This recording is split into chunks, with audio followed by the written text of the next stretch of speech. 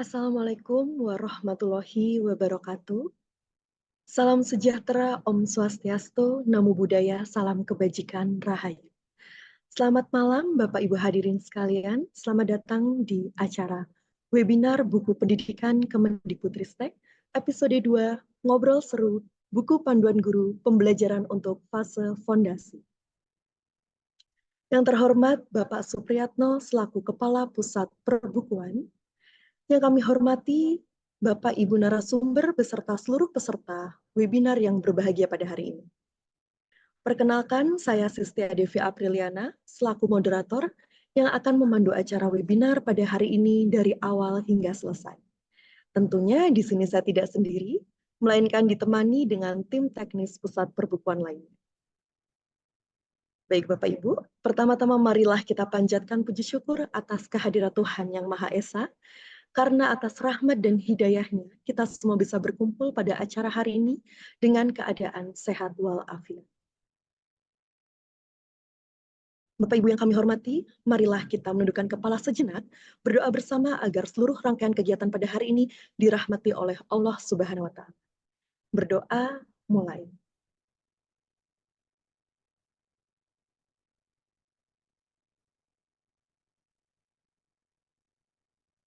Berdoa selesai.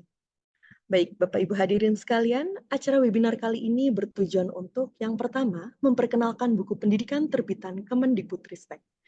Yang kedua, menyosialisasikan kebijakan terbaru dan perkembangan dalam bidang buku pendidikan. Dan yang ketiga, memfasilitasi diskusi antara pengguna dan penulis mengenai cara-cara efektif menggunakan buku pendidikan dalam proses belajar mengajar. Baik Bapak Ibu, menginjak acara selanjutnya adalah sambutan yang akan disampaikan oleh Bapak Supriyatno selaku Kepala Pusat Perbukuan. Kepada Bapak Supriyatno, disilahkan. Terima kasih Mbak Devi. Bismillahirrahmanirrahim. Assalamualaikum warahmatullahi wabarakatuh. Selamat malam, salam sejahtera Bapak Ibu, Sobat Sibi yang berbahagia.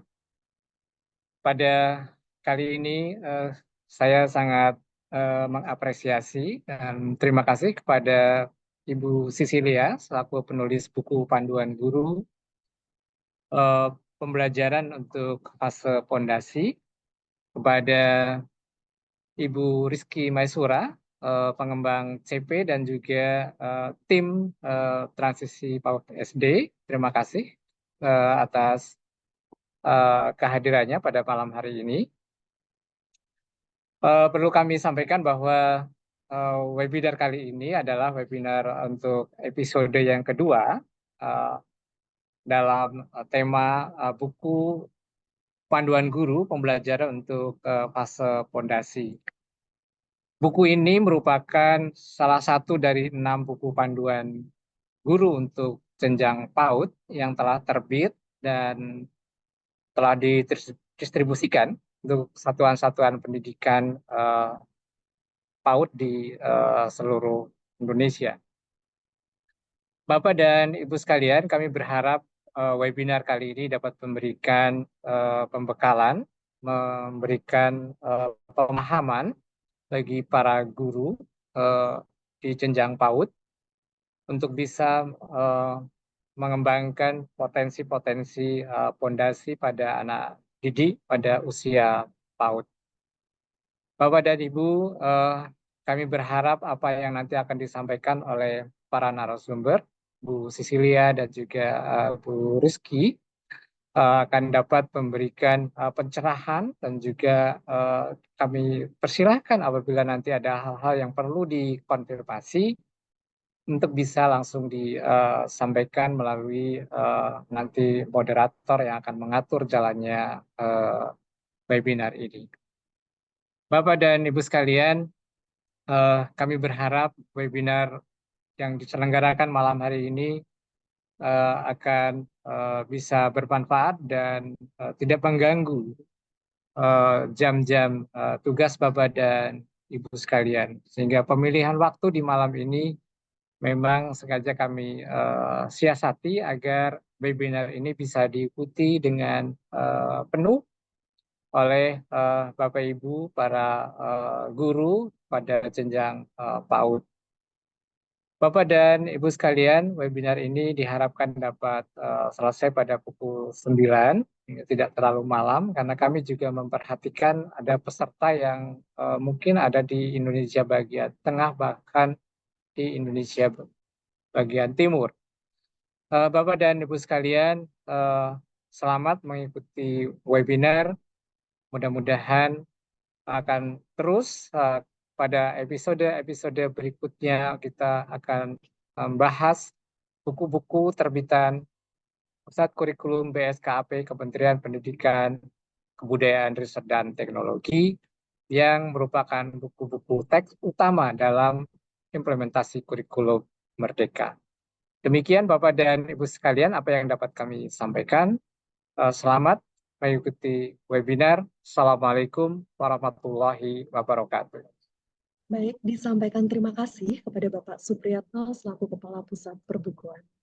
Bapak Ibu hadirin yang kami hormati, kami akan menjelaskan teknis untuk mengajukan pertanyaan pada malam hari ini, yaitu Bapak Ibu dapat mengajukan pertanyaan selama acara berlangsung pada kolom chat Zoom yang telah tersedia. Nantinya narasumber beserta tim pusat perbukuan akan memilih 3 pertanyaan.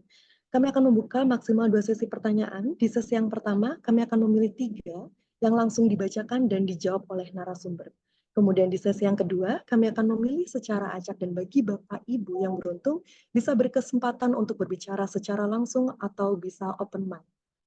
Baik Bapak Ibu hadirin yang kami hormati, tanpa berlama-lama, marilah kita bersama melangkah ke acara selanjutnya, yaitu paparan mengenai transisi PAUD ke SD yang menyenangkan, yang kali ini tentunya akan disampaikan oleh narasumber hebat kita, yaitu Ibu Rizky Maisura. Baik, kepada Ibu Rizky Maisura, disilahkan untuk memaparkan materi pada malam hari ini. Baik, terima kasih Mbak Devi. Selamat malam untuk Bapak Ibu semuanya. Pak Kapus, mohon izin untuk saya akan memaparkan. Baik, Bapak Ibu, oke, untuk bagian saya gitu ya, saya akan menjelaskan terkait transisi PAUD ke SD yang menyenangkan gitu ya. Jadi kita kalau bicara soal transisi PAUD SD gitu ya, Bapak Ibu, kita bicara tentang keselarasan yang kita mau jalin gitu ya, sepenuhnya dari PAUD gitu ke SD. Secara regulasi itu kita sudah sudah selaraskan gitu ya, mulai dari standar kompetensi lulusannya gitu ya, STPPA-nya PAUD ke SKL SD gitu ya, kemudian capaian pembelajarannya gitu. Nah, sampai kemudian di proses pembelajarannya. Nah, inilah yang ingin kita kuatkan di transisi PAUD ke SD gitu, Bapak Ibu, agar semuanya itu tadi ya berkesinambungan antara apa kemampuan yang dibangun di PAUD dan kemudian di SD, terutama SD kelas awal. Oke, kita bisa mulai. Ya, kalau berbicara tentang urgensi gitu ya, Bapak Ibu, kenapa sih adanya gerakan transisi PAUD SD ini? Boleh mungkin langsung ke slide-nya? Oke, ya karena, satu gitu ya, banyak sekali miskonsepsi yang terjadi gitu terkait praktik pembelajaran pada pendidikan anak usia dini dan juga di SD gitu. Misalnya miskonsepsinya ini seperti kemampuan yang dibangun di PAUD itu sangat berfokus misalnya pada baca, tulis, hitung gitu ya, dan itu dianggap sebagai satu-satunya bukti keberhasilan belajar gitu ya. Banyak bapak ibu guru gitu ya yang menyampaikan ke saya, "Iya Mbak Kiki, soalnya orang tuanya mintanya anaknya udah bisa baca, nulis, makanya akhirnya kami menyesuaikan," gitu ya. Terus juga, ya udah, berarti kemampuan yang difokuskan itu, soal baca, tulis, dan hitungnya saja dipahami tadi, kemampuan teknis bisa baca gitu, bisa nulis, tapi, kemampuan yang lainnya gitu ya untuk, eee, pemahaman terkait apa yang dibaca, apa yang ditulis, dan hal-hal yang penting lainnya dibangun di anak usia dini ini dikhawatirkan tadi terpinggirkan ketika, paradigma ini masih, masih terus ada gitu. Kemudian, sebagai konsekuensinya gitu ya, di SD pun akhirnya tes Calistung itu akhirnya diterapkan sebagai syarat masuk SD-nya gitu dan, akhirnya anak-anak tadi ya gitu, ketika misalnya observasi masuk SD pun gitu, mungkin nanti yang akan jadi preferensi masuk, "Oh yang ini yang sudah bisa baca tulis nih, lebih siap nih, oke mereka yang dipilih." Akhirnya terjadilah diskriminasi ya, padahal semua anak itu gitu ya, punya hak untuk, dapat pembelajaran yang sama di SD. Sehingga ada dan juga ada patahan pembelajarannya gitu ya, di PAUD belajarnya seperti apa, di SD gitu ya, langsung yang jeglek gitu. Ini yang kita sedang mau, kita mau perjuangkan agar miskonsepsi ini hilang gitu. Kita lanjut, oke, di slide selanjutnya. Ya, jadi, eee kita coba pahami lebih lanjut ya gitu, kenapa sih, miskonsepsi ini banyak terjadi gitu ya. Karena satu gitu, siap sekolah itu dimaknai bahwa, sebagai sesuatu yang harus sudah selesai sebelum anak masuk SD gitu ya. Padahal kita tahu gitu ya Bapak Ibu, bahwa, oh, laju perkembangan dari anak-anak ini tuh berbeda-beda gitu ya. Anak di usia yang sama gitu ya, belum tentu juga punya kemampuan yang sama, banyak faktor yang mempengaruhi laju perkembangannya seperti gizinya, gitu ya, stimulasi dari lingkungan sekitar, titik berangkat kemampuannya, gitu. Lalu ditambah lagi tidak semua anak punya kesempatan belajar yang sama gitu, tidak semua anak berada di PAUD gitu ya, ketika dia di SD langsung aja gitu ya, misalnya langsung ke SD tidak ada dari PAUD dulu. Walaupun dia di PAUD misalnya pengalaman belajarnya pun, kesiapannya pun kemudian berbeda-beda. Ya, sehingga ini yang kita mau ubah, bahwa siap sekolah itu gitu ya, tidak harus dipenuhi sebelum anak masuk SD. Kita lanjut. Oke, ya jadi, ini juga gitu ya, kenapa, dipahaminya sempit saja gitu ya, kalau, terus dipahami bahwa, oh, ekspektasinya kami gitu ya, kalau, orang tua gitu, bahwa anak saya ini kalau misalnya masuk SD ya berarti dia udah bisa baca, nulis, itu harus di ini, lakukan di PAUD-nya gitu ya. Akhirnya gitu ya, miskonsepsi seperti ini kalau dibiarkan terus gitu akhirnya, kemudian proses strategi pembelajaran yang dilakukan pun tidak sesuai sama strategi anak usia dini gitu ya. Misalnya kalau, oh ini anaknya masuk SD belum, bisa baca tulis akhirnya di-drill gitu ya terus terus di awal-awal minggu pertama, bulan pertama, ya diajarinnya baca terus gitu. Khawatirnya gimana? Anaknya akhirnya tidak punya pengalaman yang menyenangkan ketika masuk SD gitu. Terus dia juga merasa gitu ya, "Oh, aku kalau misalnya tidak bisa baca nulis tuh, kesannya aku bodoh mungkin ya," gitu ya. Jadinya itu gitu, khawatirnya kesan itu yang disampaikan gitu ya. Lalu juga tadi, orientasinya akhirnya ke kemampuan teknis membacanya, bukan kemampuan dalam menginterpretasikan berbagai informasi. Kita lanjut. Ya, jadi mari kita definisikan ulang siap sekolah itu gitu ya Bunda Yanda yang, Bapak Ibu saya tuh biasanya panggil Bapak Ibu guru PAUD tuh Bunda Yanda gitu ya, jadi kebawa-bawa. Nah, bahwa siap sekolah ini gitu ya, kalau dari UNESCO anak usia dini ini dimaknai dari usia 0 sampai 8 tahun gitu ya, itu berarti kan sampai SD kelas 2 kalau kita fase A gitu ya di kurikulum Merdeka. Maka, siap sekolah itu terus dibangun tidak selesai di PAUD tapi dilanjutkan di SD.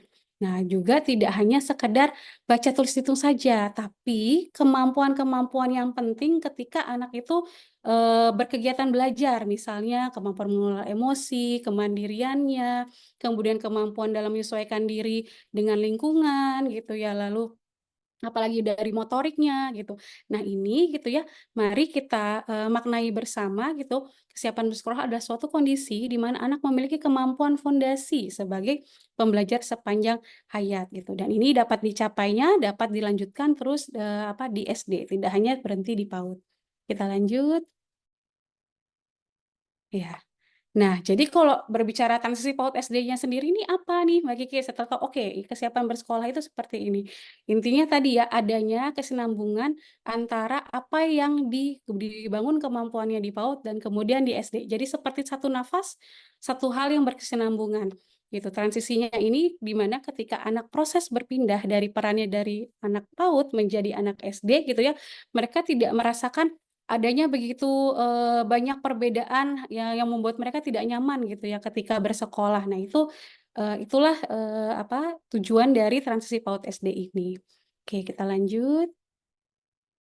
Nah jadi kesimpulannya gitu ya, siap sekolah artinya kita maknai bahwa bukan siap sekolah itu ketika anak selesai di PAUD. Siap sekolah itu adalah anak memiliki kemampuan fondasi yang secara utuh.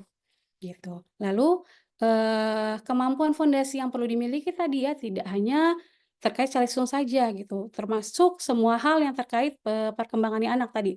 Perkembangan emosinya, bagaimana dia bisa meregulasi, emosi, untuk bisa berkegiatan di lingkungan belajar, bagaimana, dia menggunakan kemampuan motorik dan bahasanya gitu ya, untuk kemudian juga bisa, belajar gitu dan, tadi kemampuan kognitif lainnya itu yang terus dikembangkan. Gitu, dan terus dilanjutkan dari PAUD sampai kelas setidaknya kelas 2 SD. Oke, dan ini adalah merupakan gerakan bukan program sehingga perlu semuanya yang bergerak gitu ya, Bunda Yanda kita gerak sama-sama untuk melakukan, perubahan ini. Perubahan apa maksudnya? Oke, kita lanjut.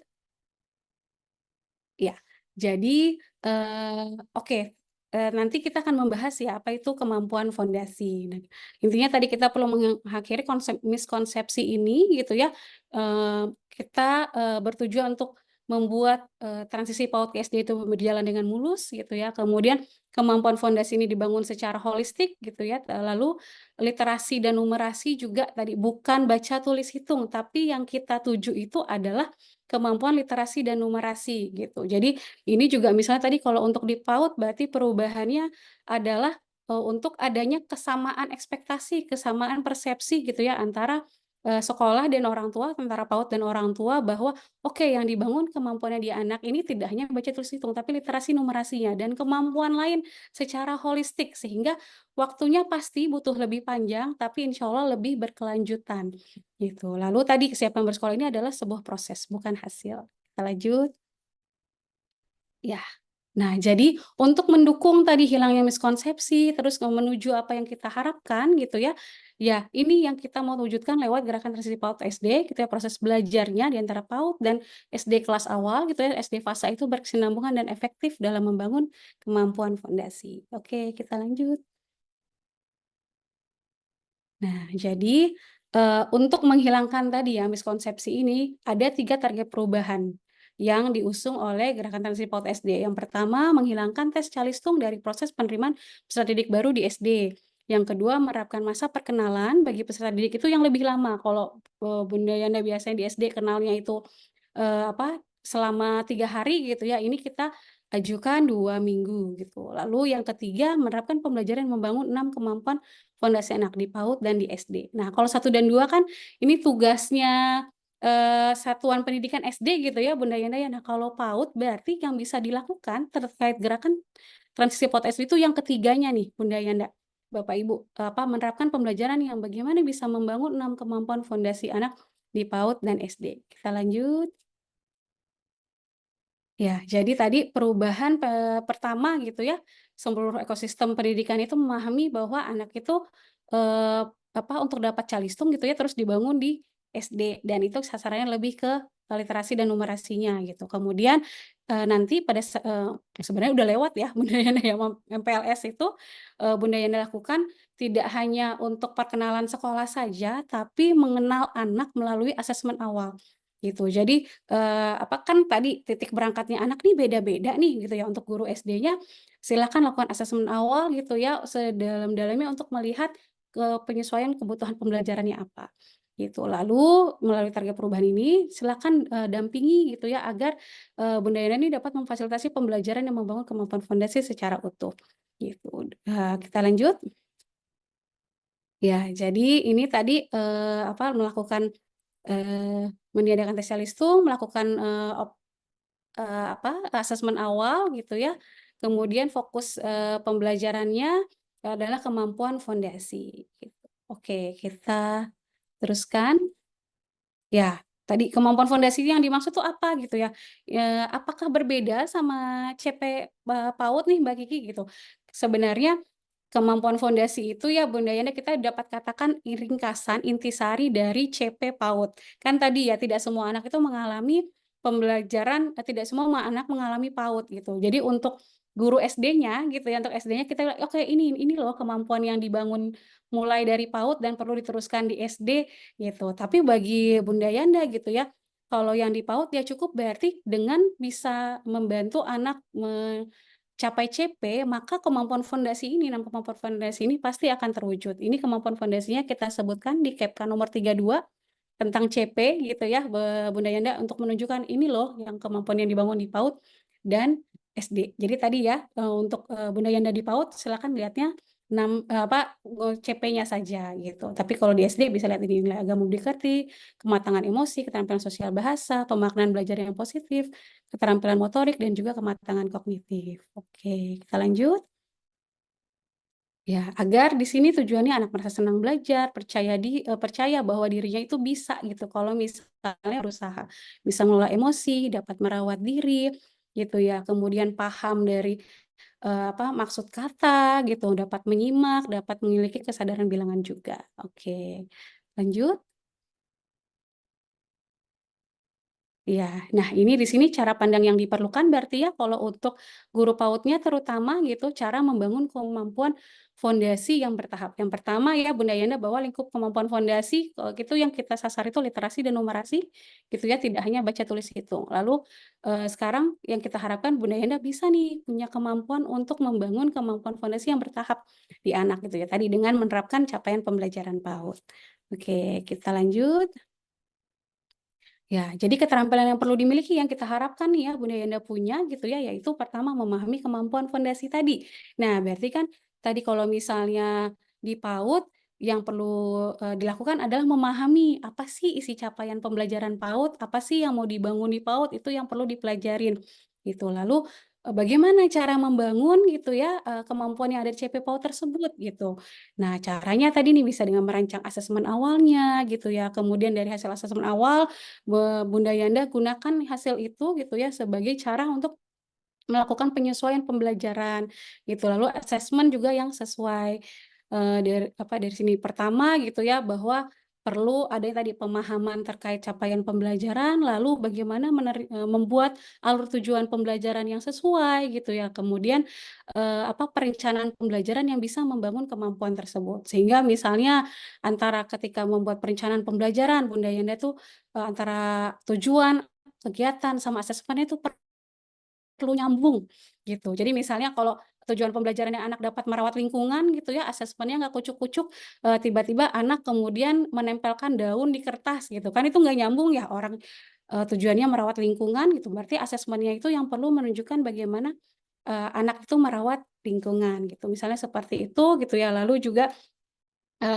terkait berikan, ketika dalam melakukan pembelajaran, berikan anak ruang untuk memberikan ide, membuat pilihan, membuat keputusan, gitu. Nah, inilah yang bisa membantu, terbangunnya kemampuan fondasi tadi. Nah, juga salah satu caranya nih, ya ini melalui mempelajari buku-buku yang sudah disediakan oleh pusat perbukuan gitu ya, gitu. Kalau dari awalnya kita punya dari, Pusat Kurikulum dan Pembelajaran panduan-panduannya, kemudian konteks PAUD-nya diterjemahkan di Pusat Perbukuan gitu ya, termasuk di buku pembelajaran fase fondasi ini gitu ya. Nanti akan selanjutnya disampaikan oleh Bu Sisil. Oke, sekian dari saya, terima kasih Bunda Yana. Ya, ini sumber belajarnya nanti, yang akan dibahas selanjutnya gitu ya, buku panduan, guru gitu untuk melaksanakan pembelajaran di fase fondasi gitu. Silakan mungkin saya kembalikan ke Mbak Devi. Baik, terima kasih disampaikan kepada Ibu Rizky Maisura yang telah menjelaskan paparannya terkait transisi PAUD ke SD yang menyenangkan. Baik Bapak Ibu hadirin sekalian, mungkin agar lebih akrab ya, kita sama-sama menyapa dengan Bunda Yanda, seperti yang sudah disampaikan oleh Ibu Kiki. Jadi mohon izin Bapak Ibu, mungkin setelah ini akan kami sapa juga dengan Bunda Yanda. Baik Bunda Yanda, setelah ini acara selanjutnya adalah paparan mengenai buku panduan guru, pembelajaran untuk fase fondasi yang kali ini akan disampaikan oleh penulis kita. Tentunya salah satu penulis kita yaitu Ibu Sisilia Mariati. Yang terhormat, yang kami hormati, marilah kita saksikan bersama untuk Ibu Sisil bisa menyampaikan paparan pada malam hari ini. Kepada Ibu Sisil, disilahkan. Terima kasih Mbak Devi. Assalamualaikum warahmatullahi wabarakatuh. Selamat malam teman-teman. tadi panggilnya Bunda Yanda ya. Kalau saya kebiasaannya teman-teman. Ya. Tapi saya ikut kesepakatan Bunda Yanda, selamat malam.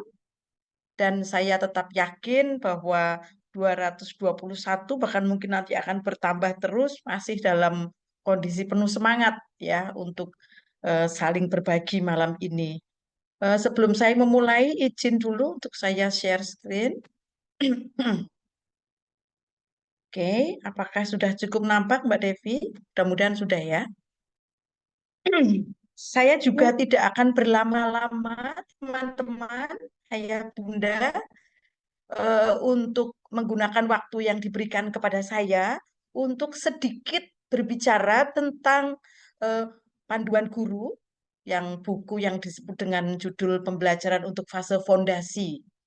Ya, kalau tadi teman-teman sempat ngikutin videonya, di sana juga disebutkan bagaimana cara mengakses buku-buku ini. Ya, ini bisa diakses teman-teman secara mandiri dan salah satunya adalah buku tentang pembelajaran untuk fase fondasi. Nah, ada apakah dengan buku ini? Dan saya nanti berharap semakin banyak teman-teman yang bisa mengakses dan memahami isi buku ini. Nah, teman-teman, sebelum saya menyampaikan isi paparan saya mohon izin untuk menyampaikan bahwa di bawah judul ini ada kata edisi revisi. Nah, kenapa ada edisi revisi? Nah, ini yang mungkin patut untuk kita ketahui bersama-sama. Jadi saya juga bersyukur karena terlibat di proses penyusunan buku ini. Jadi buku pembelajaran untuk fase fondasi ini dilakukan revisi karena menyesuaikan dengan regulasi yang terbaru.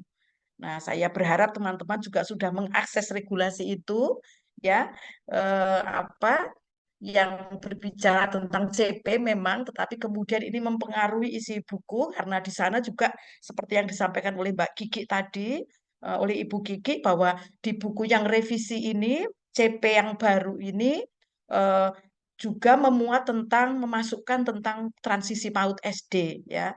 Jadi memang salah satunya juga mau menyelaraskan dengan program transisi PAUD SD yang menyenangkan yang saat ini sedang digaungkan.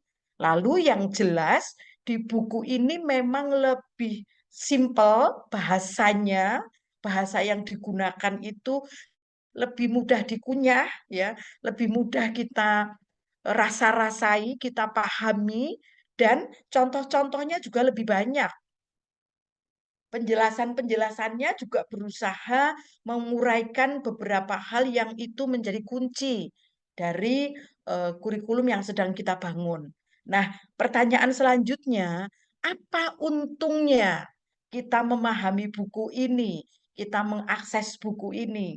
Nah, saya ingin menunjukkan ke teman-teman, kalau nanti teman-teman mengakses buku ini, minimal di buku panduan guru pembelajaran untuk fase fondasi edisi revisi ini, coba kalau teman-teman lihat ke layar, ini ada 3 bab.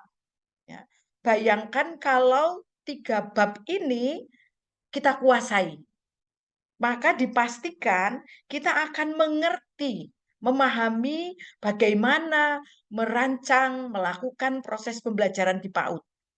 Nah, saya akan coba senggol-senggol sedikit supaya saya berharap teman-teman baik yang sudah punya maupun yang belum punya nanti tinggal mengakses di CB, nanti diklik saja CB gitu, udah muncul. Tinggal dipilih mau buku kurikulum Merdeka, mau untuk jenjang PAUD, SD dan sebagainya. Nanti muncul semua. Nah, tinggal memilih kalau mau membaca pembelajaran untuk fase fondasi. Maka kalau kita bisa memahami, membaca buku ini, teman-teman, saya meyakini teman-teman akan punya gambaran yang jelas bagaimana merancang pembelajaran di anak usia dini dengan menggunakan kurikulum Merdeka.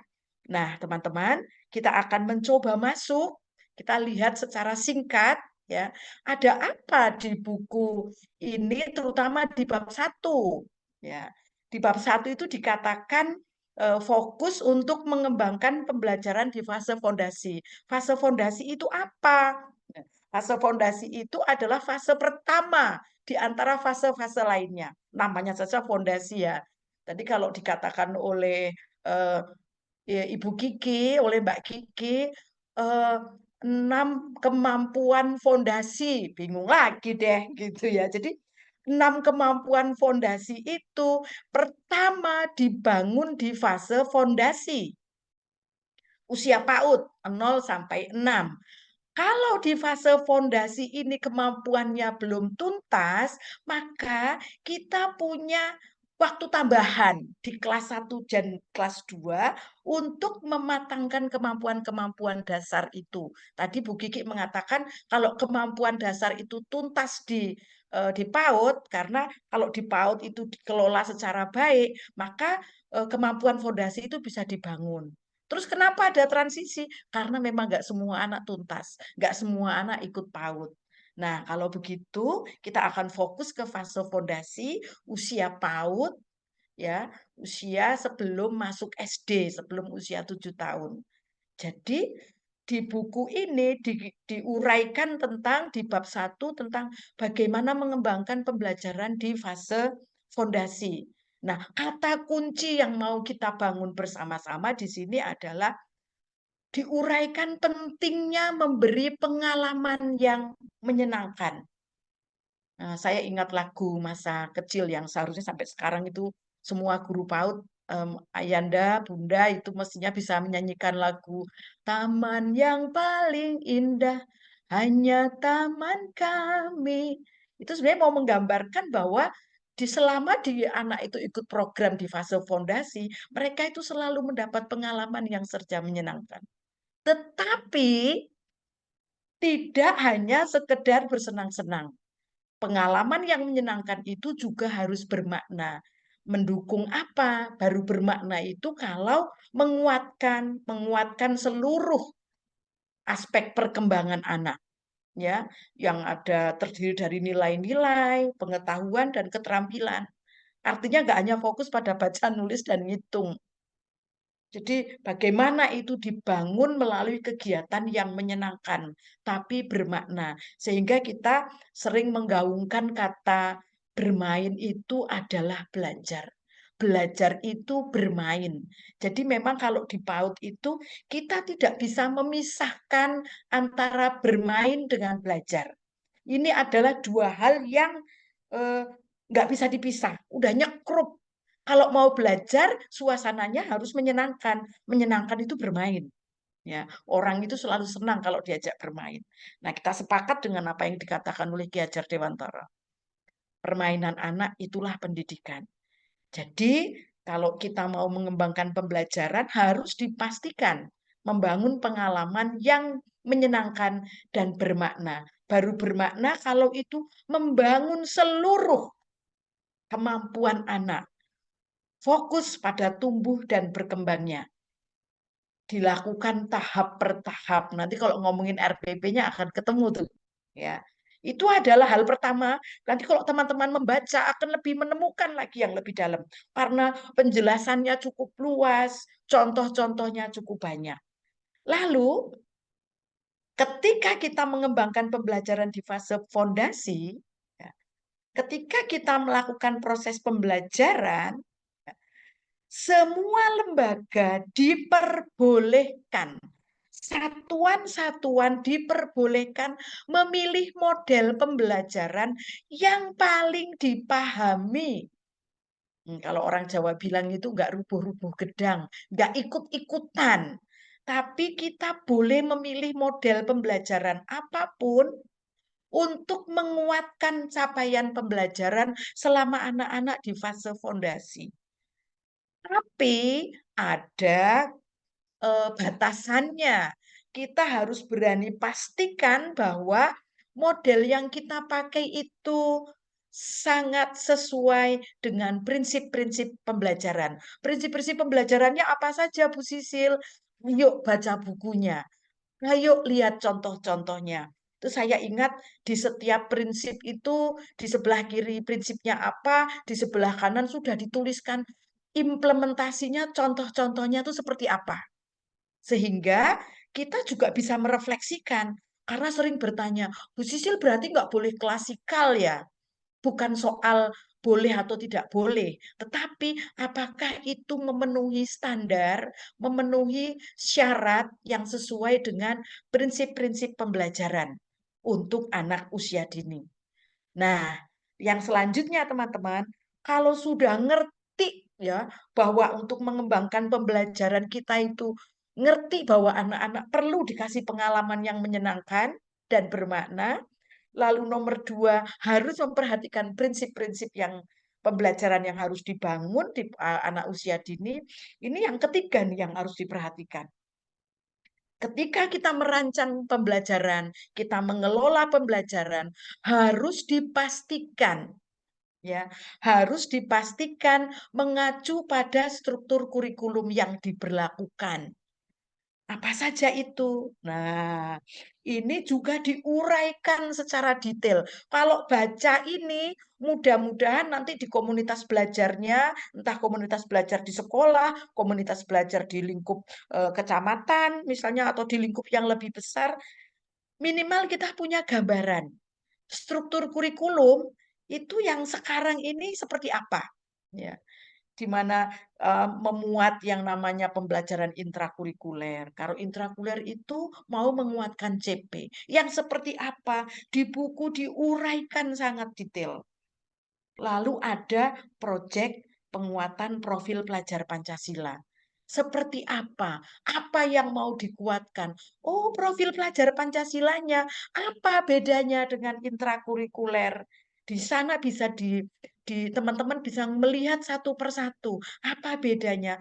Oh, kalau di intrakurikuler, temanya itu diserahkan kepada satuan.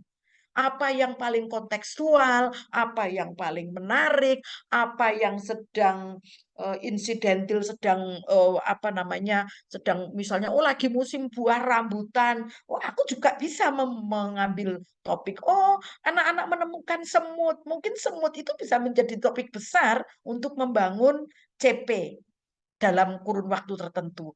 Kalau P5 betul, memang sudah ditentukan tema besarnya. Kita masih bisa menurunkan sesuai dengan apa yang pengen kita angkat. Dihubungkan dengan hal-hal khusus yang terjadi di sekitar anak-anak.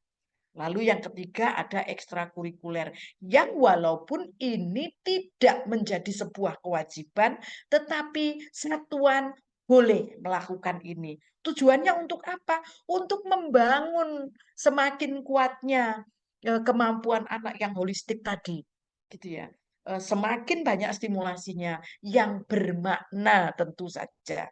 Yang tadi dikatakan tidak hanya terbatas pada baca, tulis, dan ngitung. Jadi di buku 1 itu minimal ada 3 kunci yang kalau teman-teman itu kuasai, ini menjadi modal besar untuk bisa mengelola pembelajaran. Jadi pastikan teman-teman membaca, mendiskusikan, mempraktekkan, bahkan mungkin kalau lihat di PMM, lihat lagi di buku pembelajaran fase fondasi, apakah ini mendukung, lalu seperti apa implementasinya di satuan yang mungkin ada di PMM yang sudah berbagi praktek baik, atau mungkin teman-teman akan lakukan. Nah, apa yang ada di bab 2? Di bab 2 itu, kita itu secara detail juga, maka saya mengundang teman-teman, yuk baca. Di sana dibedah tentang perencanaan di tingkat satuan. Apa itu perencanaan di tingkat satuan? Perencanaan di tingkat satuan itu modalnya guru kelas, modalnya wali kelas untuk mengelola pembelajaran. Kalau dikatakan dalam periode tertentu, ya bisa 1 semester, 1 tahun, tapi biasanya 1 tahun. Nah, kalau teman-teman pengen lebih mendalami ini, teman-teman boleh akses tuh. Kita juga sudah punya buku yang buku yang bicara tentang struktur kurikulum di tingkat satuan pendidikan. Ya, jadi kalau nggak punya kurikulum di tingkat satuan, tentu guru tidak bisa bekerja secara efektif. Ya, kalau kita mau pengen tahu di mana ada si perencanaan di tingkat satuan itu, itu ada di KSP, bukan KUSP. Sekarang istilahnya menjadi KSP ya, di kurikulum satuan pendidikan. Nah, ada di mana? Ini teman-teman, di nomor 3 ini. Jadi di nomor 3 ini nanti akan mempengaruhi kerjanya guru-guru. Saya masih menemui banyak contoh, banyak di lapangan, sekolah itu punya KSP, tetapi guru-guru tetap harus bekerja sendiri untuk menyusun TP dan ATP. Ini di lapangan masih banyak terjadi banyak miskonsepsi. Sehingga tujuan satuan itu tidak sama dengan tujuan yang mau dibangun oleh kelas-kelas. Nah, ini yang kemudian kita pandang tidak punya kesatuan, tidak punya tujuan besar yang sama untuk mengantar anak di akhir fase fondasi. Maka kalau teman-teman melihat ini di nomor 3, ya, kita ngelihat bagaimana guru-guru bersatu dengan kepala sekolah, dengan seluruh komponen sekolah untuk merancang kurikulum di tingkat satuan.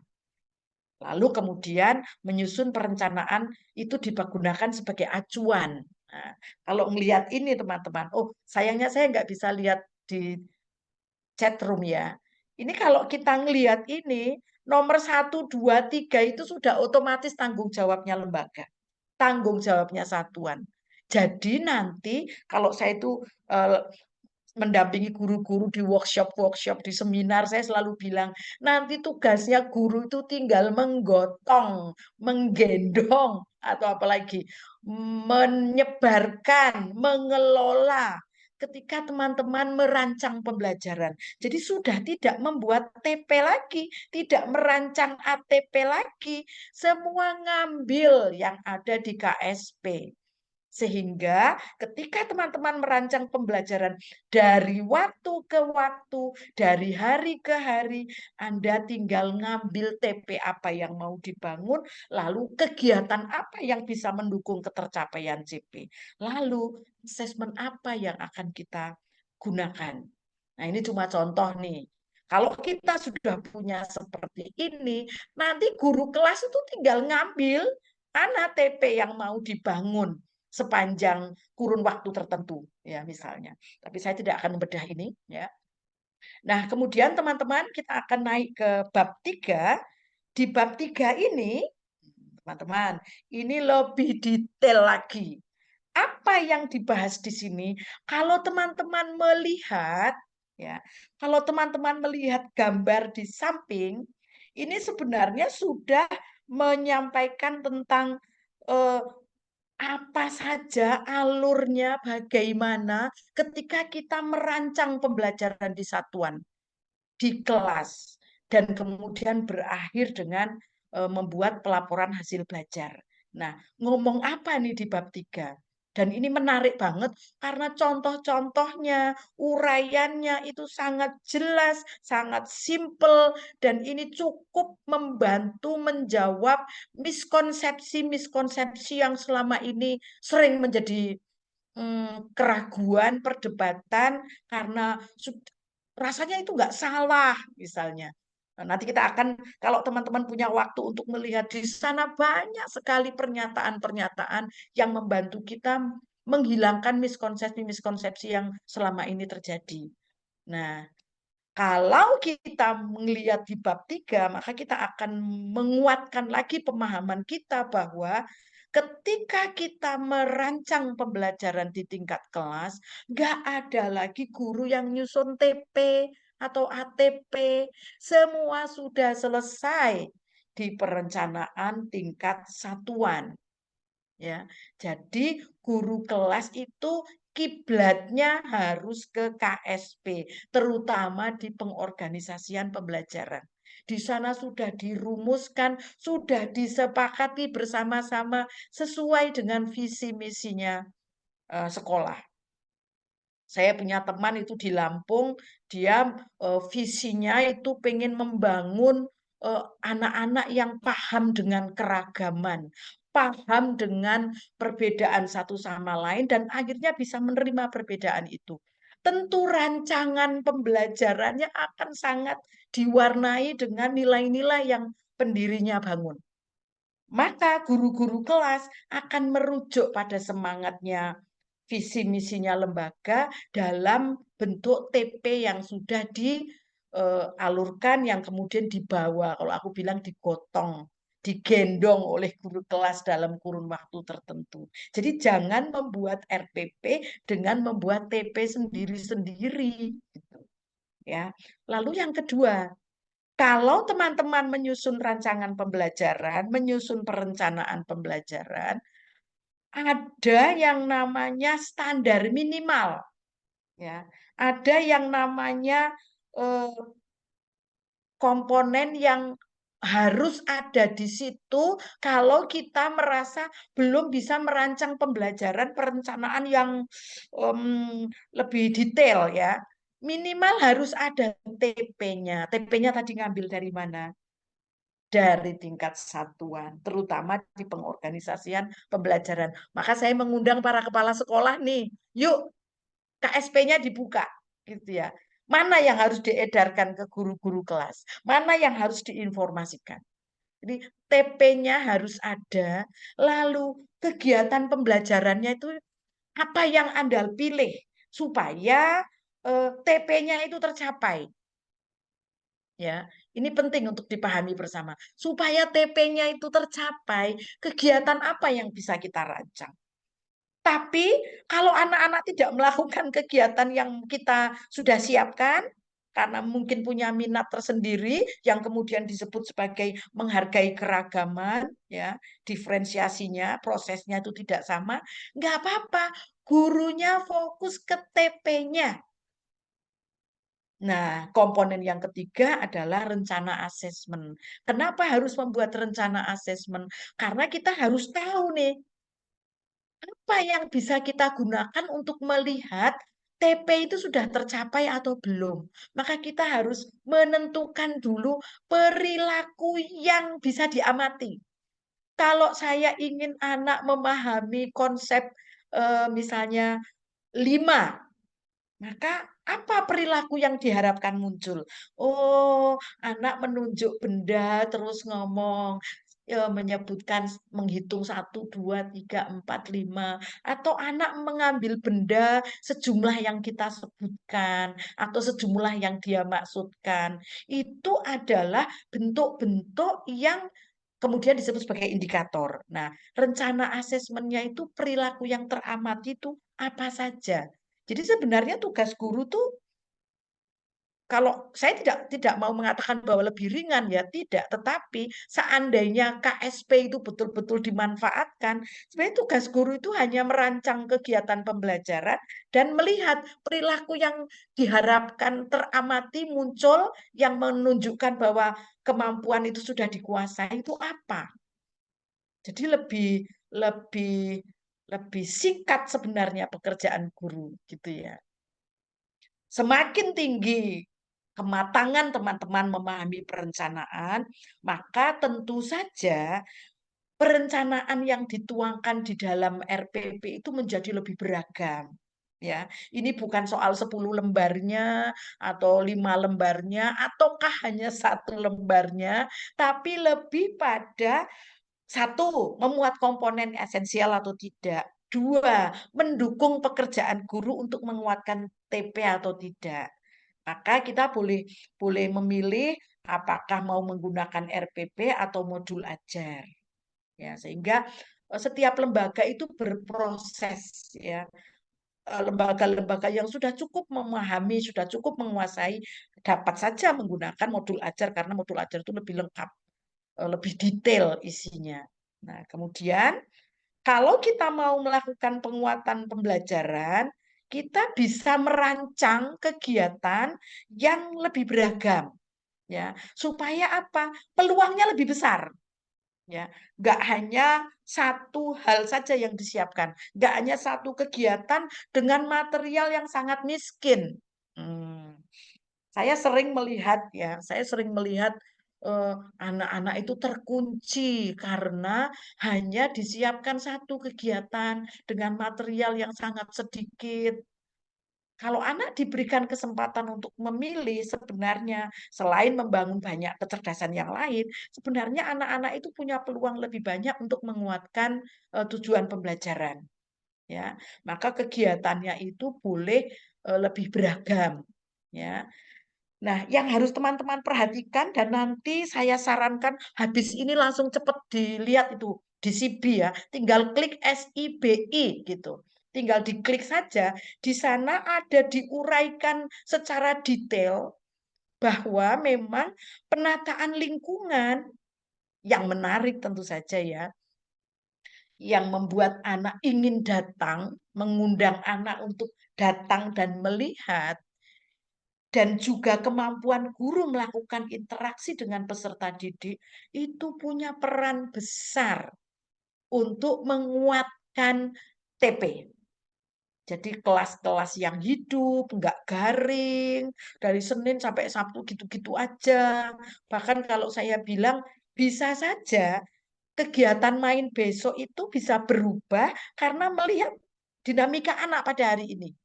Nah, maka lingkungannya pun akan ditata sesuai dengan ide dan gagasan anak-anak. Lalu punya guru-guru yang punya kemampuan berinteraksi yang baik dengan peserta didik. Itu akan sangat punya peran untuk memastikan TP itu tercapai.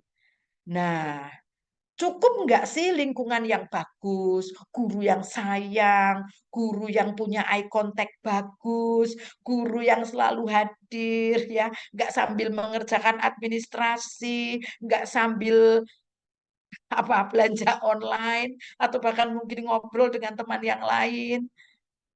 Itu belum cukup, karena memang harus belajar. Maka mesti ditambahkan lagi satu hal.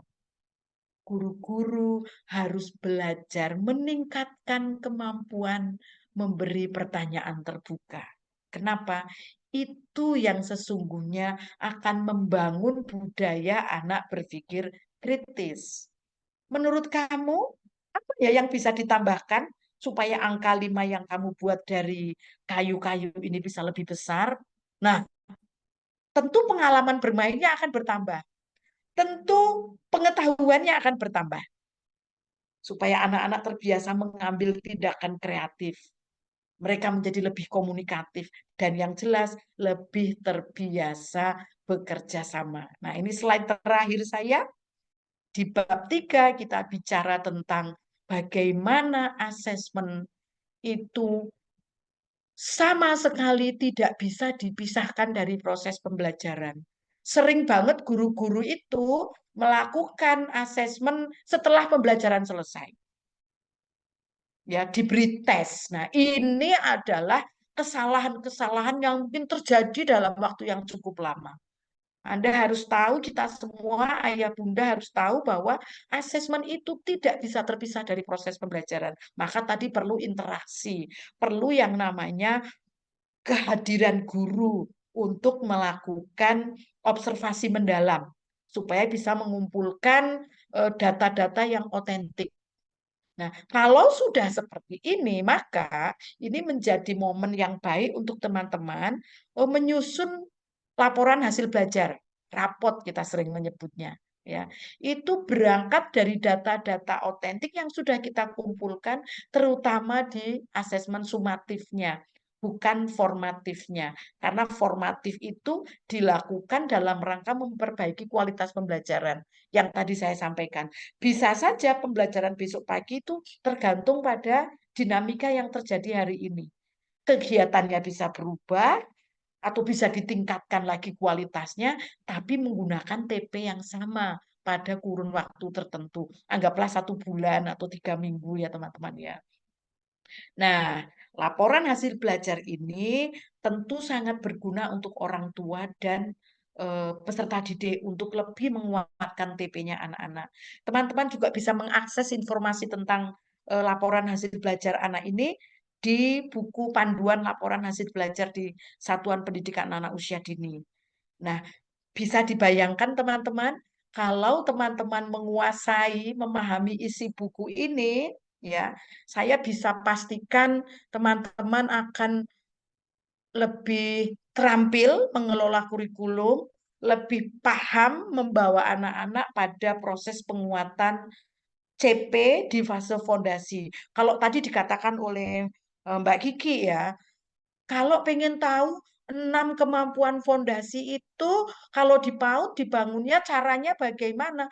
Caranya itu dengan menguatkan TP, menguatkan CP-CP-nya yang dari ke waktu dibangun melalui TP-TP yang sudah dibungkus, dibuat di kurikulum tingkat satuan.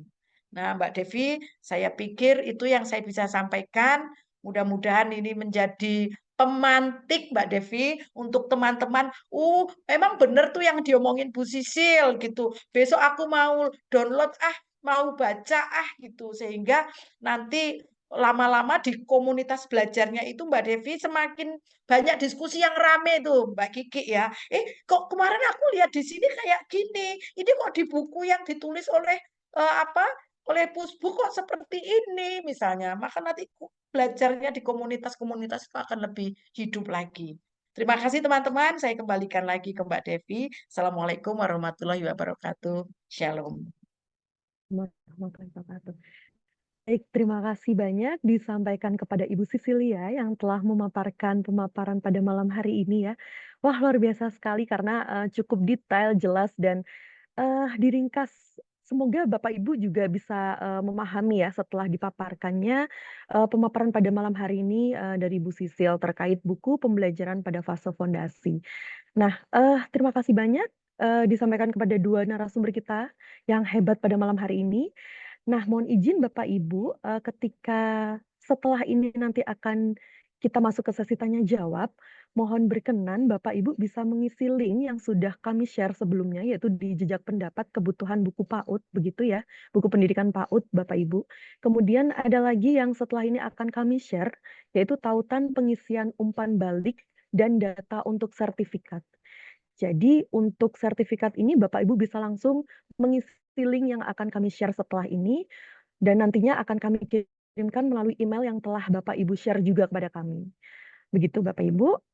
Baik, karena luar biasa antusias pada malam hari ini Bu Kiki dan Bu Sisil, antusias Bapak Ibu Bunda Yanda pada malam hari ini luar biasa ya karena pertanyaan yang masuk juga sudah cukup banyak begitu ya kami cek.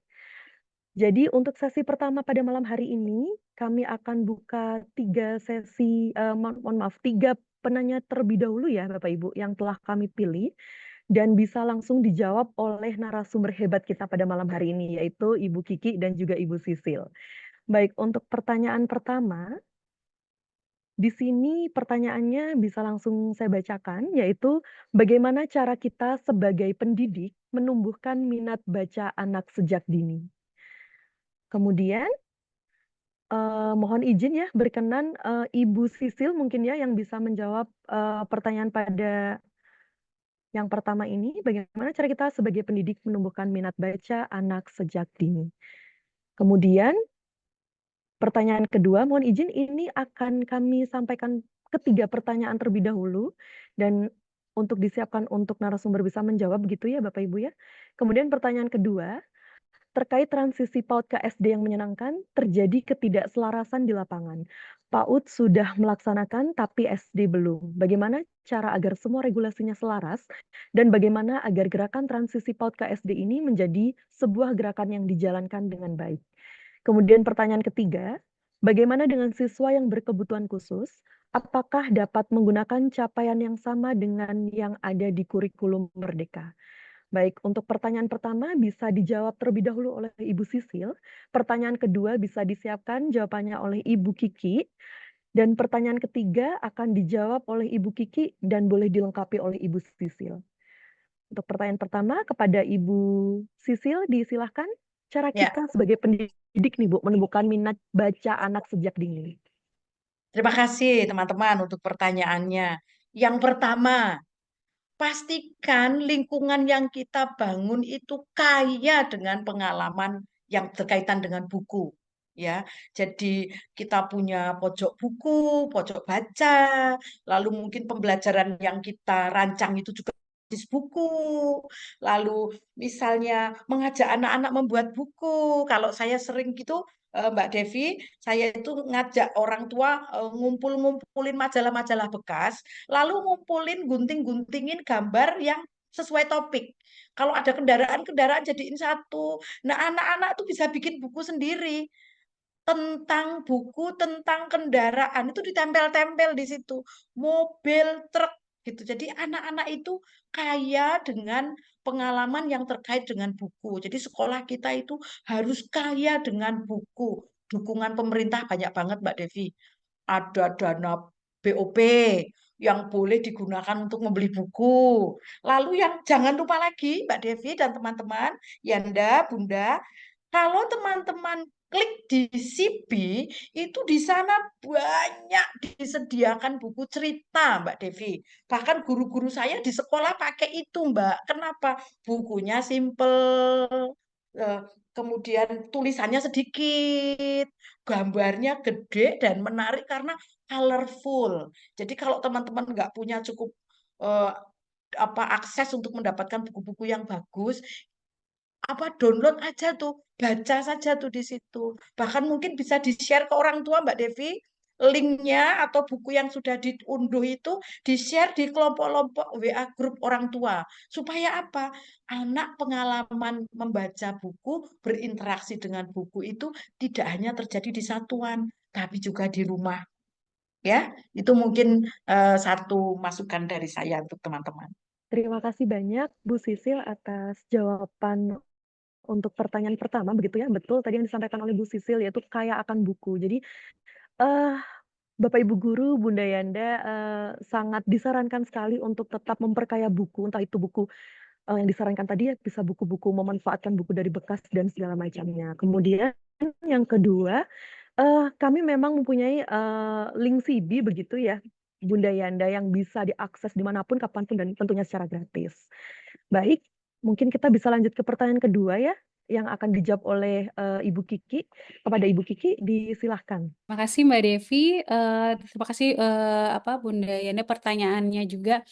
Ya, tadi ya kalau secara regulasinya sudah ada. Jadi sebenarnya dari tahun kemarin gitu ya, Direktorat PAUD dan SD ini sedang gencar untuk menyosialisasikan gitu ya ke seluruh provinsi gitu ya, ke dinas-dinas seluruh provinsi, kabupaten kota gitu ya juga, bahwa ini loh regulasi yang kita keluarkan tadi, surat edaran gitu ya, terkait 3 perubahan tadi. Yang satu, di SD tolong dong jangan pakai calistung dalam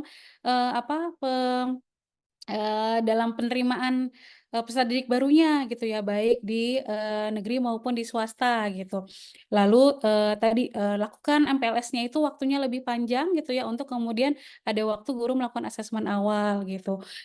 Termasuk juga pembelajaran yang dapat meningkatkan kemampuan fondasi gitu. Nah, jadi memang ini harusnya nih semua dinasnya udah tahu nih, Bunda Yanda nih gitu. Jadi kayak kalau misalnya dinasnya udah pasti tahu, tinggal bagaimana gitu ya, apa yang kemudian dilakukan oleh dinas untuk itu. Dan juga selama 2 tahun ini juga sudah dilakukan BIMTEK gitu ya, secara bertahap tadi sama ke seluruh provinsi juga, yang melibatkan guru PAUD dan SD untuk ya tadi gitu ya, bagaimana kita mewujudkan gitu ya gerakan transisi PAUD SD ini dalam pembelajaran yang berkualitas gitu. Jadi sudah ada semacam guru-guru yang menjadi perwakilan untuk berbagi terkait transisi PAUD SD gitu. Tapi paham bahwa memang tidak ada aja yang kok masih aja begini di SD yang saya lihat gitu ya. Nah, itu makanya mohon Bunda Yanda bisa tadi melihat misalnya di pelatihan mandiri PMM itu juga ada terkait itu. Sama Mbak Devi, saya bolehkah kalau share screen? Boleh, Ya, silakan jadi, Bu Kiki. Ya. nah saya izin share screen Bunda Yanda ya. Jadi untuk mempelajari transisi PAUD SD itu, Bunda Yanda dapat melihat laman ini gitu ya, di psd.kemendikbud.go.id transisi PAUD SD gitu. Jadi nanti yang kalau dirasa masih wah ini kok masih begini aja gitu kan ya teman-teman di SD gitu.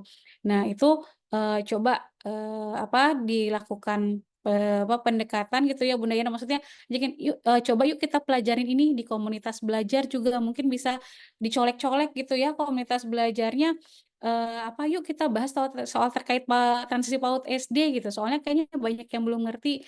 Nah, di situ bisa dilihat nih contoh di sini ada, terkait modul-modul pembelajarannya gitu ya, bagaimana misalnya di sini, bagaimana merencanakan pembelajaran yang menguatkan transisi PAUD SD, gimana membangun kemampuan fondasi gitu ya. Jadi di sini sudah ada contoh-contoh yang cukup konkret gitu ya Bunda Yanda, gimana apa sih yang kita maksud gitu ketika melaksanakan, pembelajaran sesuai dengan kemampuan fondasi gitu. Jadi, mohon bisa ini nih mungkin Bunda Yanda bisa menjadi yang membantu menyosialisasikan gitu, "Nih tinggal diunduh modulnya, yuk kita bahas yuk di komunitas belajar," gitu. Terus kalau misalnya ada teman-teman tadi, dari SD-nya yang, "Kok masih begini aja?" Nah, siapa nih kira-kira yang bisa dicolek, pengawasnya kah gitu ya, dari dinanya kah? Atau yang tadi yang sudah mendapatkan BIMTEK-nya atau tadi mungkin dari komunitas belajarnya juga terkait ini gitu, Bun. Jadi, eee, apa tadi ya pasti kita, berharapnya secara bertahap nih, terus-terus, terjadi perubahan gitu, walaupun tidak bisa instan juga, tapi tadi mungkin bisa saling bantu gitu ya, colek-colek untuk mempelajari, lebih lanjut gitu. Itu mungkin dari saya. Ya, baik, terima kasih banyak, Bu Kiki atas jawaban pertanyaan yang kedua begitu yang sudah dijawab. Tentunya, dengan edaran ke sekolah-sekolah, ke satuan pendidikan bahwasanya memang sebenarnya sudah tidak wajib nih untuk calistung untuk, masuk ke SD seperti itu ya. Jadi pembelajaran atau tes calistung itu memang sudah, tidak begitu ya, tidak diperbolehkan di, tes anak ketika mau masuk ke SD, yaitu mungkin bisa dengan mengambil asesmen awal di MPLS. Jadi MPLS anak itu mungkin bisa diperpanjang agar, guru juga bisa mengambil asesmen pertama nih untuk melihat bagaimana kemampuan anak sebelum masuk ke jenjang selanjutnya, yaitu di jenjang sekolah dasar, begitu. Iya, Baik, terima ini mungkin Mbak kasih, Devi, kalau udah iya gemes banget gitu silahkan ya Bunda Bu Yanda Kiki. ya, Iya. ya kalau punya aksesnya misalnya ke teman-teman Direktorat Iya, PAUD dan SD boleh loh dikasih tahu gitu, atau masuk ke laman tadi transisi PAUD SD atau Direktorat PAUD dan SD bagian laporin atau yang sering ditanya gitu itu juga bisa dimasukkan di sana gitu. Jadi nanti akan iya. kita bantu gitu untuk sosialisasinya. Baik, ini juga sebenarnya sudah, sangat mudah sekali begitu ya caranya ya Bu Kiki ya dengan yang sudah disampaikan melalui platform dan sebagainya begitu. Karena, momen seperti ini juga luar biasa bagi Bunda Yanda karena webinar ini juga sudah saat ini sudah diikuti 200 lebih peserta begitu ya Bunda Yanda ya. Jadi memang ini informasi yang harus diterima oleh Bunda Yanda khususnya untuk di satuan pendidikan di jenjang PAUD begitu ya. Apa-apa saja yang memang masih menjadi, eee pertanyaan-pertanyaan yang harus dijawab nih oleh, pemerintah atau mungkin hal-hal yang terkait yang harus, diluruskan begitu. Jadi ini adalah momen terbaik begitu ya untuk dari kami bisa memberikan beberapa hal-hal yang bisa nih sepertinya, dijawab oleh tim-tim narasumber atau tim dari, tim pusat perbukuan begitu. Baik, untuk pertanyaan ketiga mungkin bisa langsung saja ya dijawab oleh Ibu Kiki terkait bagaimana dengan siswa yang berkebutuhan khusus. Apakah dapat menggunakan capaian yang sama dengan yang ada di kurikulum Merdeka? Disilahkan Bu Kiki. Oke, ya, Bunda Ina terima kasih pertanyaannya. Tadi ya kalau, pertama gitu ya, pastikan yang berkebutuhan khusus ini memang sudah ada diagnosanya ya Bunda Yanda ya. Jadi kalau yang kira-kira Bunda Yanda curigain kayaknya berkebutuhan khusus itu berarti belum belum bisa gitu ya langsung, "Oke ini pakai CP yang mana?" Tapi tadi lebih ke, Bunda Yanda sampaikan hasil observasinya, hasil asesmen awalnya Bunda Yanda gitu ya, diskusikan dengan orang tua kalau misalnya memang perlu, tenaga profesional gitu ya untuk mendiagnosis, silakan di-refer dulu. Nah, kalau yang ini berarti kasusnya kita bicara yang dia sudah punya diagnosis, punya kebutuhan khusus gitu. Kalau kebutuhan khususnya itu terkait hambatan fisik gitu ya, misalnya hambatan penglihatan, pendengaran gitu ya, tunarungu, tunanetra gitu ya, tunawicara, maka, yang tidak ada hambatan intelektual, maka silakan menggunakan CP yang reguler gitu ya, Bunda Yana, sesuai yang di KEPKA gitu. Tapi dengan modifikasi pastinya. Kadang-kadang kan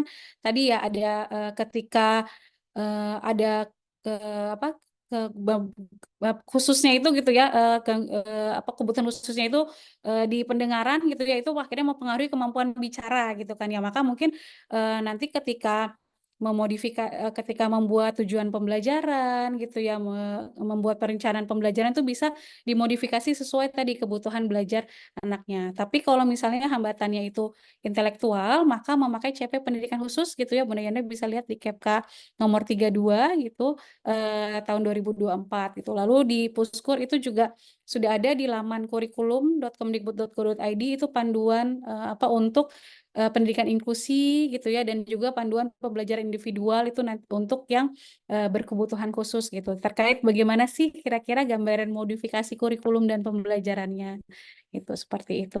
Baik, terima kasih banyak atas penjelasannya ya, Bu Kiki. Mungkin dari Ibu Sisil ada yang ingin ditambahkan begitu ya, Bu Sisil, Ya, terkait pertanyaan ketiga ini? Disilakan, secara Bu umum Sisil. ya, secara umum sudah disampaikan oleh Mbak Kiki ya. Cuma saya mau menambahkan satu aja. Kalau merancang pembelajaran itu jangan lihat umurnya. Kalau 4 tahun berarti TP-nya 4 tahun gitu. Ada perkembangan yang namanya perkembangan kronologis dan biologis ya. Kalau kronologis itu usianya 4 tahun, perkembangannya kurang lebih segitu. Ada anak umur 4 tahun, perkembangannya seperti anak umur 2 tahun, maka tadi perlu di asesmen beneran. Kalau Anda itu bukan ahlinya, jangan main sembarang menyimpulkan bahwa anak ini nih, oh anak ini hiperaktif. Mana tahu kebetulan teman-temannya pendiam semua, dia sendiri yang aktif gitu kan.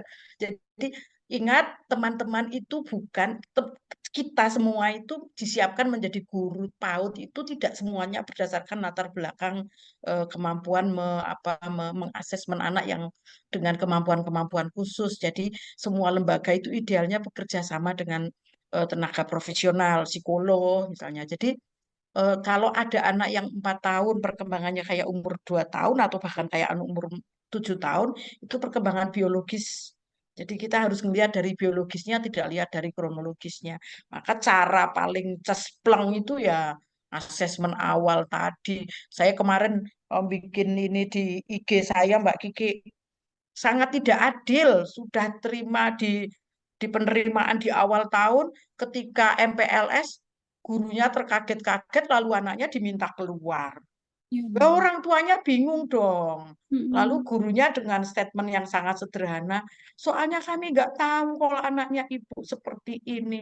Itu sangat ketidakadilan. Maka PPDB itu seharusnya menjadi momentum untuk melihat anak profilnya. Oh, kalau seperti ini maka harus apa? Sehingga nanti MPLS itu tidak lagi terkaget-kaget. MPLS itu hanya untuk mengerti profilnya anak untuk merancang pembelajaran.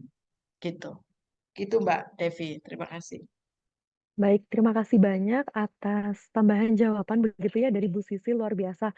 Semoga Bunda Yanda yang telah menyaksikan jawaban pada malam hari ini juga sudah merasa terpuaskan begitu ya. Baik, terima kasih banyak Bu Kiki dan juga Bu Sisil. Kemudian kita akan melanjutkan ya Bunda Yanda ke sesi kedua, yaitu kami akan memilih 3 pertanyaan secara langsung yang bisa ditanyakan begitu ya, open mic dari Bapak Ibu peserta.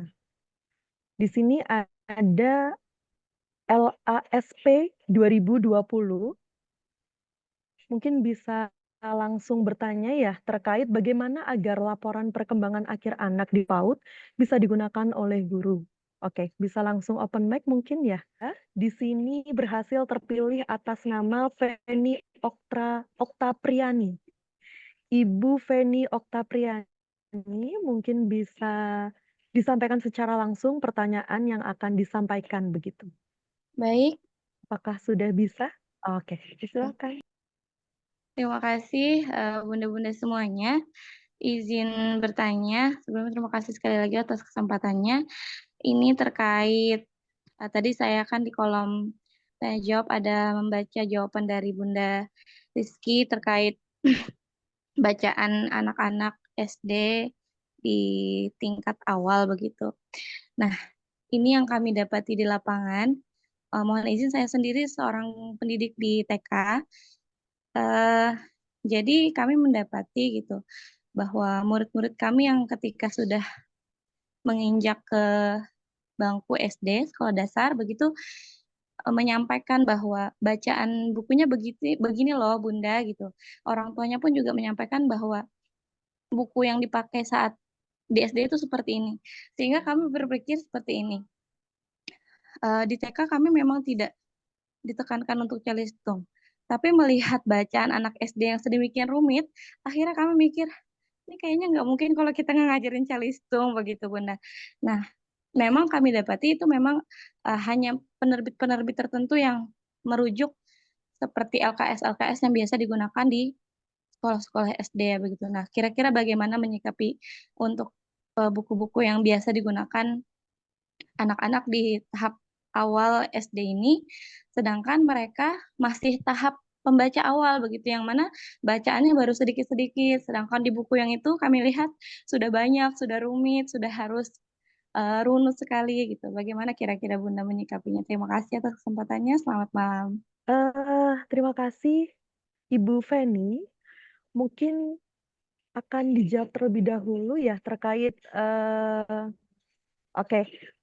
Silahkan kepada Ibu Kiki mungkin bisa menanggapi terlebih dahulu pertanyaan yang telah ditanyakan oleh Ibu Feni begitu ya. Silakan Ibu Kiki. Ya, terima kasih pertanyaannya Bu Feni. Iya, ini tuh banyak yang memang kegalauan-kegalauan gitu apa tapi ya tadi sih memang kalau terkait sosialisasinya pun walaupun sudah secara masif gitu ya, tapi mungkin tidak saya rasa pasti hampir semua sekolah udah dengar sih soal gerakan Trasi PAUD SD yang menyenangkan ini. Cuman ya tadi ya ini tuh jadi penerjemahannya seperti apa gitu.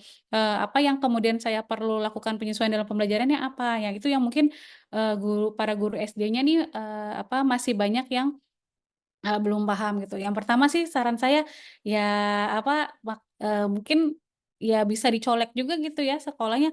Ya makanya pakai buku teksnya dari pusat perbukuan. Jangan pakai dari apa ya tadi penerbit yang sudah biasa tapi ternyata oh kok gini ya gitu isinya ya gitu. Nah, kalau di pusat perbukuan kita sudah menyesuaikan mulai dari tadi regulasinya, CP-nya terus juga bagaimana penerjemahan CP tersebut gitu ya ke dalam buku teksnya sehingga bisa lebih ramah dengan apa kemampuan anak usia dini gitu ya yang lebih banyak gambar. Coba deh Bunda Yanda kalau lihat buku misalnya contoh buku teks bahasa Indonesia tuh ya wah benar-benar banyak sekali gambarnya, tulisannya sedikit aja lebih ke bagaimana eksplorasi anak terhadap kegiatan-kegiatan gitu. Jadi sayang banget nih kalau misalnya pemerintahnya udah bikin tapi juga nggak dipakai gitu kan. Nah, itu satu mungkin ya. Nah, kalau misalnya sekolahnya udah kita terlanjur pakai apa buku ini gitu ya. Nah, berarti eh ya memang kalau misalnya tidak ada akses langsung ya SD yang sebenarnya gini karena perlu sekolahnya tuh perlu tahu ada yang perlu disesuaikan gitu. Kalau misalnya mereka merasa baik-baik aja itu kan kita juga sulit ya masuknya gitu. Tadi misalnya Bun bisa juga kalau misal kira-kira nggak ada akses, oke deh saya misalnya dapat sampaikan ke situsnya Direktorat PAUD SD gitu ya. Coba mungkin bisa nyolek apa satuan pendidikan ini gitu ya. Tapi ya tadi cara lainnya juga misalnya bisa memberikan bahan-bahan belajar tadi terkait transisi PAUD SD-nya gitu. Tapi bukan berarti kalau SD-nya kayak gini jadinya Bunda itu harus jadi ngubah apa yang sudah berlangsung dengan baik di PAUD-nya gitu untuk ngikutin itu gitu. Bukan ya. Jadi apa tetap gitu ya kita bukan melarang calistung ya gitu, tapi kita tadi bahwa yang kita sasar itu dia lebih dari itu gitu. Terus ya jadi mungkin tadi diajak tolong itu komunitas belajar di sekitar SD tersebut itu bisa digunakan gitu untuk tadi agar dapat sosialisasi gitu ya atau dapat inilah apa pengetahuan lebih gitu ya guru-gurunya agar lebih sesuai pembelajarannya gitu. Mungkin dari saya tuh itu ya yang apa sejauh ini saran yang bisa diberikan. Baik, terima kasih banyak Bu Kiki atas jawaban yang telah disampaikan begitu ya. Ada tambahan Bunda yang akan disampaikan oleh tim pusat perbukuan juga. Beliau ini adalah Bapak Wijanarko Adinugroho, selaku Koordinator Penyusunan Pengembangan dan Penilaian Buku PAUD Diksus Vokasi di Pusat Perbukuan. Kepada Bapak Wija, disilahkan. Terima kasih Mbak Devi. Ya, izin menambahkan ya Bapak Ibu sekalian. Jadi benar yang tadi disampaikan oleh Mbak Kiki ya, bahwa memang perlu awareness dari kita bersama ya terkait dengan kebijakan-kebijakan untuk pembelajaran di jenjang PAUD ini. Selain itu, Bapak Ibu sekalian, kami juga ingin menyampaikan bahwa sebenarnya ada regulasi, ada aturan yang spesifik sekali yang menegaskan bahwa buku-buku yang boleh digunakan di satuan atau di program pendidikan adalah buku-buku yang sudah dikurasi.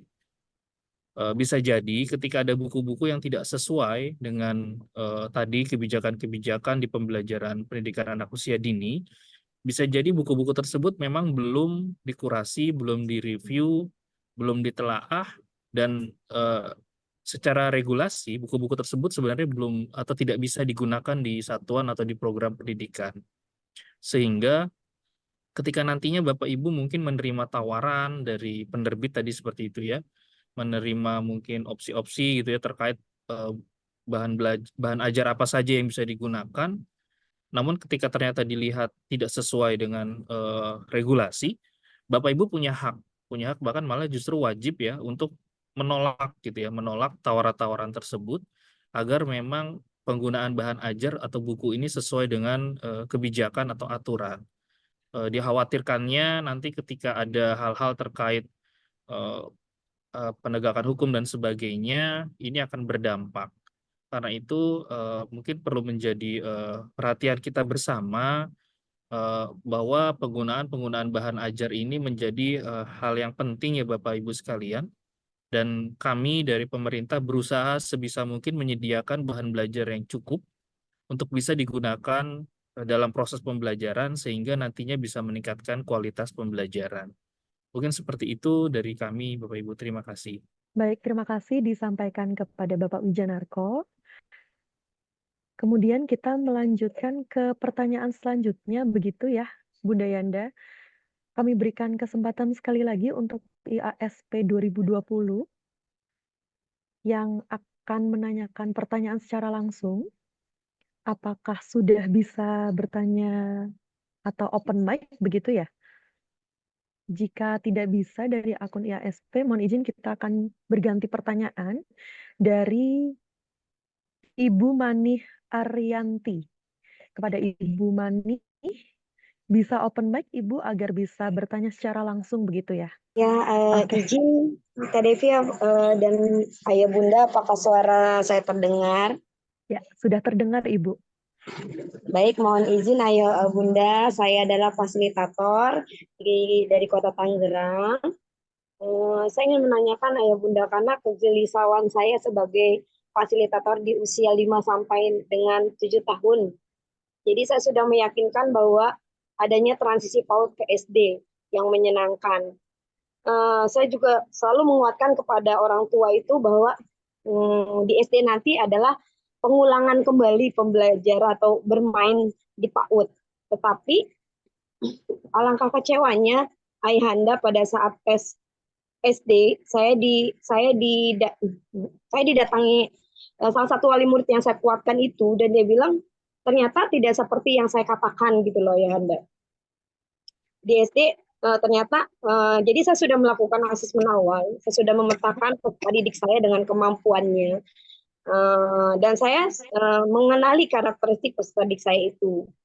Dia mampu dalam hal motorik halus menggambar, tetapi pada saat di MPLS itu ternyata kemampuan Ananda tersebut tuh dinyatakan kurang, lalu juga kurang untuk baca tulisnya juga. Ada tesnya lumayan tebal, saya dikasih tesnya itu agak tebal gitu loh. Jadi menurut saya kami sebagai fasilitator di PAUD itu sudah membangun 6 aspek perkembangan dan karakter peserta didik, tetapi terkadang ya seperti yang tadi Ibu Guru katakan, di SD Belum. Bahkan kami sebagai fasilitator, Ayahanda, saya coba mendatangi SD tersebut dan memberikan tahu capaian atau aspek perkembangan yang kami lakukan di PAUD gitu loh. Tetapi belum ada saat ini dari SD ke PAUD gitu loh.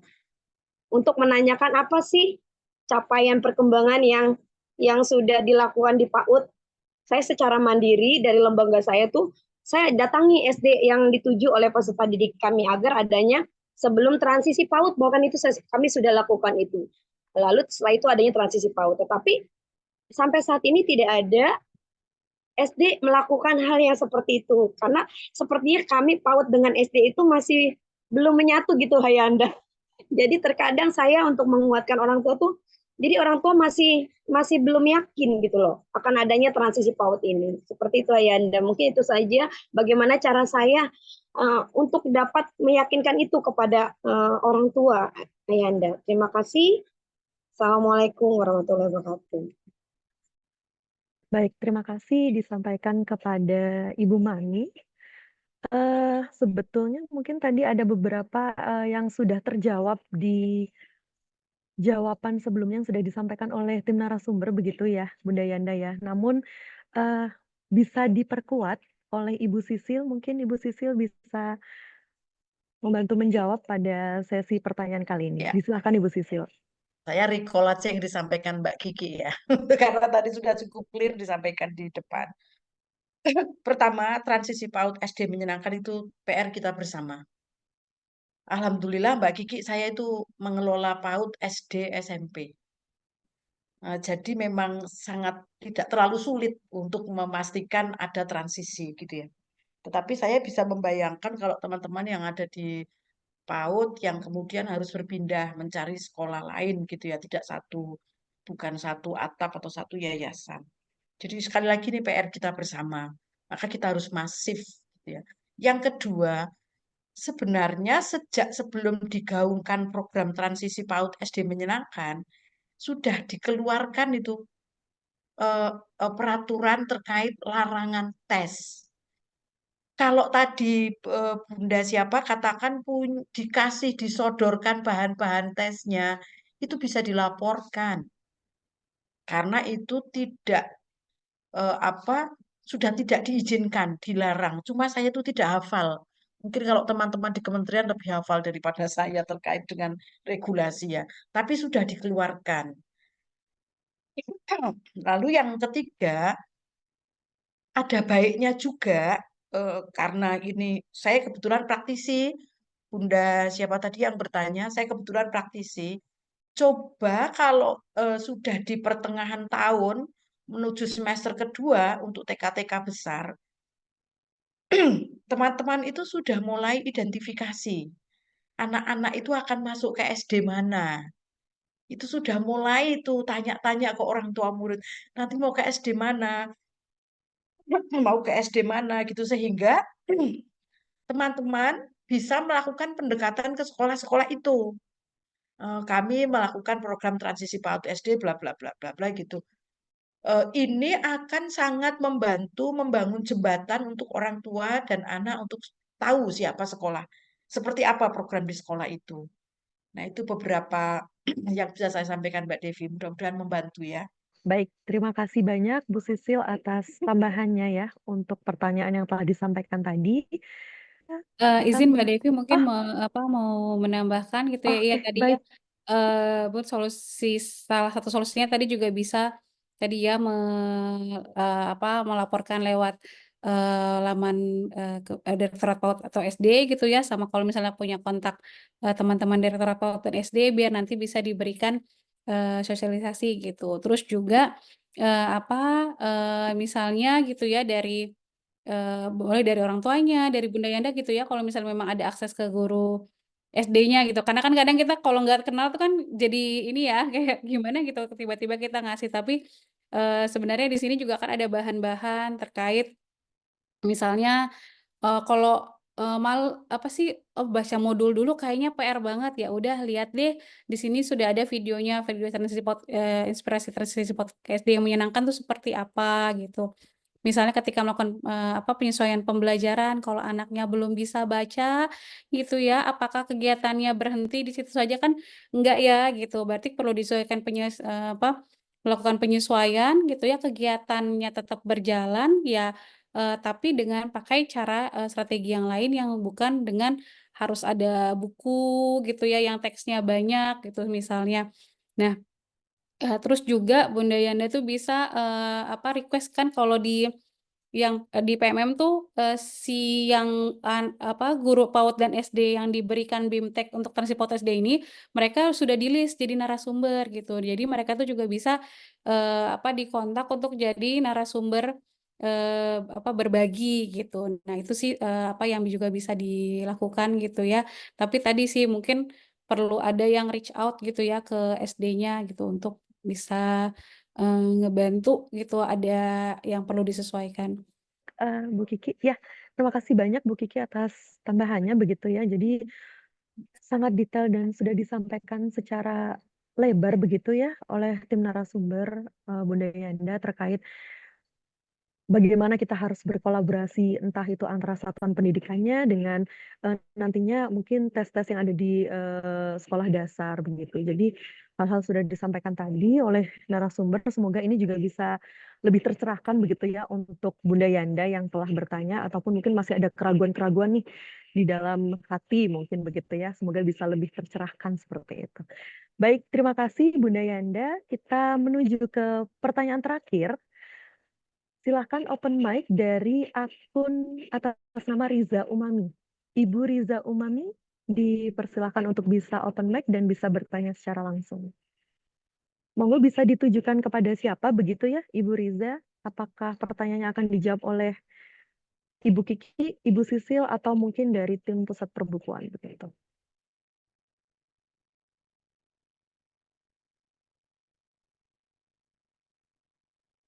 Ibu Riza Umami, apakah sudah bisa open mic?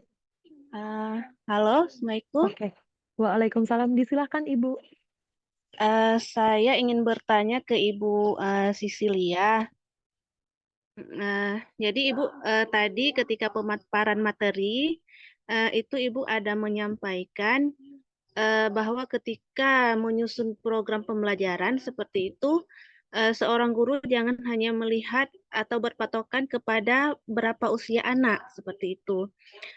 Tetapi dilihat juga sejauh mana perkembangan si anak tersebut. Nah, pertanyaan saya, apakah lantas jika nih seorang anak yang berusia 5 tahun, tetapi kemampuannya itu seperti anak yang masih 3 tahun atau 4 tahun. Nah, apakah lantas rombelnya dipisah itu Bu, yang seharusnya dia di TKB, harus digabung ke rombel TKA atau PG seperti itu. Mohon penjelasannya Ibu ya. Ya, Assalamualaikum. Waalaikumsalam. Baik, terima kasih Ibu.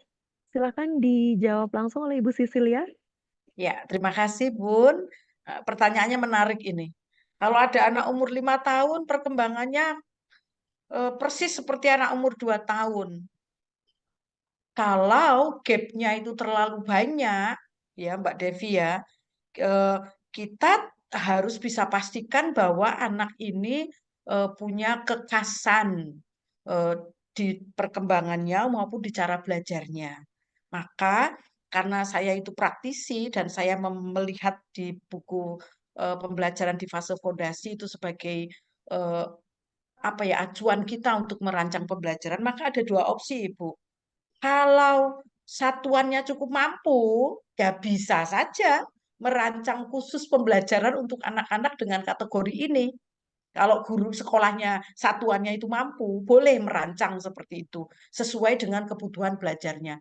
Idealnya kan seperti itu. Semua anak mendapat stimulasi sesuai dengan kebutuhan belajarnya.